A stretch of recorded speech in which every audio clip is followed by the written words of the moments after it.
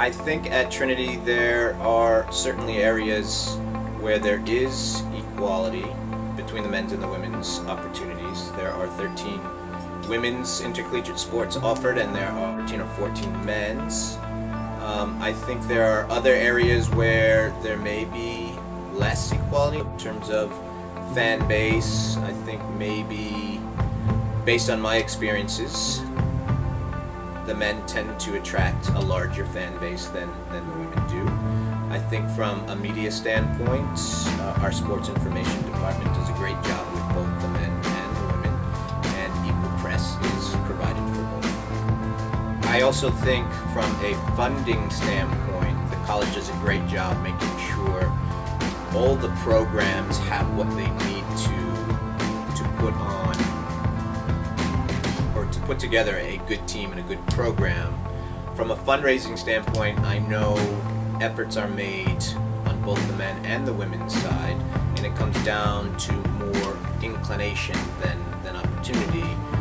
By and large, men seem more inclined to give back to the team that they participated on than the women do. I definitely think there's gender inequality among men and women's sports here at Trinity. I used to play softball, and the softball field compared to the baseball field was definitely in worse condition. And then in addition, our fan base was a lot lower than baseball teams. Yes and no. I think there is inequality, but also that has to do with the different sports, because football gets a huge budget, yes, and they're a men's sport, but there is no women's equivalent where there's women's field hockey and there's only women's volleyball, so it's kind of tough to say there's true inequality, but you can definitely see the differences in like the football team's budget versus some other women's team's budget. In that way, I guess there's definitely inequality. For example, on the men's soccer team, we don't have to pay for any of our gear, where I know the women's team does, but on the other side, they get to keep their stuff at the end of the year, they have to hand it back, so it's a different situation. I think that for the most part, the men's and the women's crew teams are pretty equal. We share the same boathouse and we share all the same equipment. In terms of like the training equipment, we have different boats, but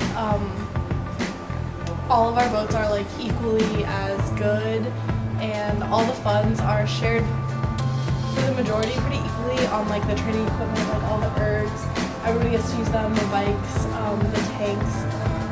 So I don't think that there's really a huge discrepancy between the men's and the women's team. Obviously, like the men can go faster because like physically they can, but at the same time, like the women have a really good reputation. Like they just won national championship. So I don't think that there's a huge discrepancy between the men and the women. I definitely believe there are gender inequalities with men and women's sports here at Trinity. I am part of the women's basketball team. One major gender inequality I believe that is present with the men and women's basketball teams is our team, we save up and fundraise for a trip every 4 years. The men's team doesn't, but it evens out with gear. We have to pay for all of our gear, but the men's team does not. Another gender inequality we have is we have to share the basketball court with the men's team. So we have to alternate practice times, which are often not really equal. Yeah, as far as I'm concerned, Trinity men's and women's ice hockey teams are treated equally and fairly. We both have the access to the Copel Sports Community Center rink. We each get the same amount of ice time for practice each day. Our game slots are fairly swapped year to year as to who plays Friday, Saturday, who plays Saturday, Sunday. And our locker rooms are identical, right next to each other. All the facilities are the same and shared. So as far as I'm concerned, we're equal. We may get a little bit more in alumni donations. I'm not privy to those details, but that is just a guess of mine. But other than that, strength and conditioning wise, rink usage, everything is fair and equal.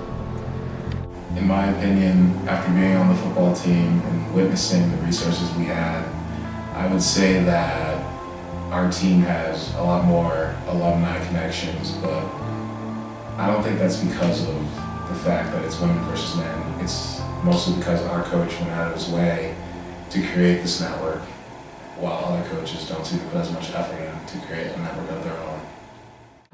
In these interviews, we found many answers reflected similar ideas when relating interviewees' responses to sociological aspects. Based on some of the answers that found to be examples of inequalities, such as fan base in some facilities at Trinity College, men's sports receive sociological privileges due to the fact that they attract larger fan bases and some better quality facilities. Media attention brought up by Coach Michael Smith was demonstrated as an example of equality between men's and women's sports at Trinity College because it represents the social side of sharing news of each game. The content is equal between men's and women's teams. The only events posted on various social media accounts are important or key events and moments. It appears as though the football team has the master status above all other teams at Trinity College, according to Mike Smith and Jason Katz. The football team is the largest group made up entirely of men, overriding all of the women's teams who do not match the size, alumni status, and history of their program. The sociological idea of networks was brought up by former football player Igwe Kalu. He described a strong alumni network within the football program, an example of ties between individuals that explain common relationships to Trinity College football. He believed it was stronger with the football team, not an example of gender inequality, but more of the effort made by the coaches to maintain their relationships. Stratification is represented in the topic as well due to the fact that there are different ranks of teams depending on their importance in the athletic department, and which teams have greater status with their consistent fan base and popularity. Many interviewees expressed how men's sports had an overwhelmingly stronger fan base than women's teams, demonstrating their higher ranks over women's teams. Overall, we argue that there is both inequality and equality at Trinity College between men's and women's sports due to the sociological aspects such as privileges, media, master status, networks, and stratification that support multiple views brought up by members of the athletic community.